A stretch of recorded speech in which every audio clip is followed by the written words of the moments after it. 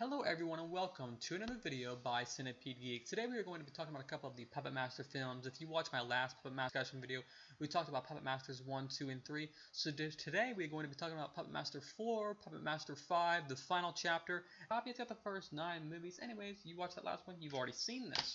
So, what did I think of Puppet Master 4? Well, if you're familiar with the franchise, then you know that these particular films is where I guess you could say, the back of the DVD likes to call them the gremlin-like creatures from the underworld or the other world or whatever you want to call them. They get introduced. I believe the god's name is I guess he's a god. His name's like Sutekh or something like that.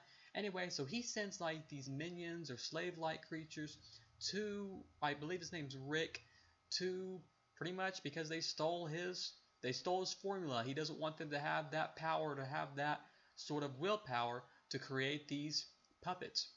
What I really liked about 4 and 5 was that they were all kind of like one whole movie. You know, it would almost be unfitting to watch 4 and then to wait a week or two and watch 5, because these are the kind of movies that they go right into each other. I thought Puppet Master 4 had almost like a cliffhanger, because Puppet Master 5 picks up, I want to say it picks up right after that film, or it picks up like a week right after Puppet 4. So like I said, it's almost unfitting to watch Puppet Master 4 and 5 apart. They need to be watched like they're meant to be. What did I like about Puppet Master 4 and 5? It's kind of talking about them since they're kind of, one and the same.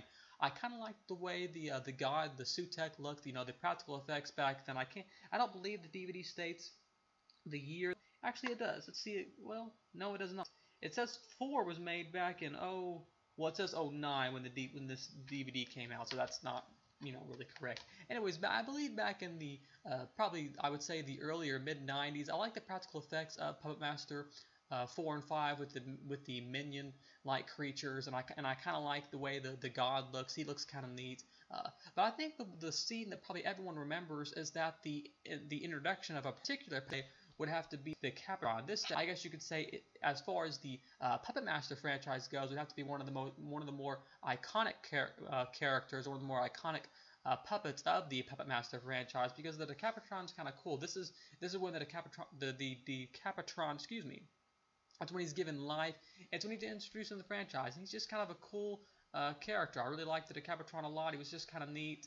And it was just kind of cool seeing him brought to life. He's just got the whole lightning bolt thing, and it's kind of almost as if the whole movie leads up to the scene where you see the Decapitron. And I believe he's towards the end of both 4 and 5. And like I said, it's like the whole movie he moves towards this. I believe they call it, let's see, according to Wikipedia, they call it the Omega Project, where they're trying to bring this Decapitron character back to life. So now we've talked about 4 and 5. Let's talk about Puppet Master 6, Curse of the Puppet Master. I like this one a lot too. To talk about some of my favorite puppets, I really like 6 Shooter, just the way he moves and just the way his sounds, really all of the puppets. But there are certain ones in particular that I believe that seem to have more expression or have more life in them. And I think 6 Shooter is one of those.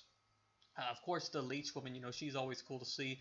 Master 6, what I liked about that one was, over some of the other ones, is that it seemed to have a little bit more, I guess you could call it, it's a little bit more goyer than some of the franchise, especially because now that I've seen some of the other ones, and I'll talk about the other ones in some of my later review videos, but now that I've seen some of the other ones, and if you compare 6 to some of the earlier ones, this one has a little bit more blood in it. There's a particular scene where I believe there's a guy lifting weights, and a couple of the puppets come after him. I like that scene quite a lot. So like I said, this one's got a more blood in it. I believe there's another scene where the puppet, I believe he's right here, Blade, and that's Tunnel.